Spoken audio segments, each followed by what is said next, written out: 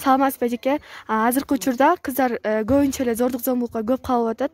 Ал боюнча сиздин жеке оюңуз кандай? Саламатсыңарбы кыздарым?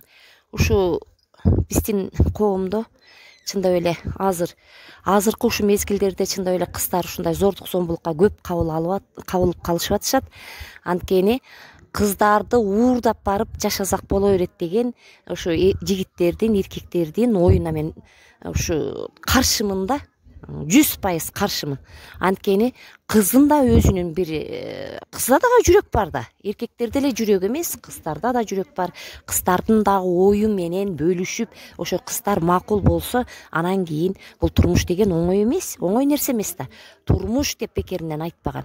Турмуш өмүр бою турмуш куруп, ошо жолдошуң менен бирге жашайсың. Ошон үчүн ошо кыз менен оюн тең бөлүшүп, ал кыз дагы ошо жигитти жактырыш керек. Анан экөө бири-бирин жактырышып туруп турмуш курса, мындай нерселер болбойт беле деген ойдомун. Ошо эки жаш деле бири-бири менен макулдашып алып турмуш курса, ошо үй бүлө эң жакшы үй бүлөлөрдөн болот.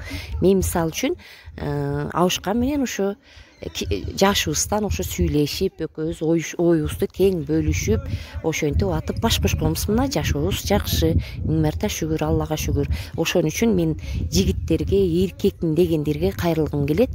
Кыздарды алсыздыгынан пайдаланып, уурдап барып жашап каламын деген оюңардан кайткыла.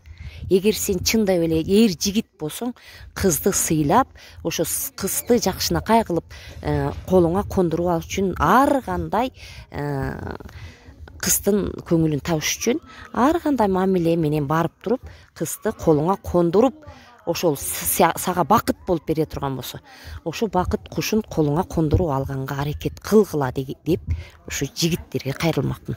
Чоң рахмат эже.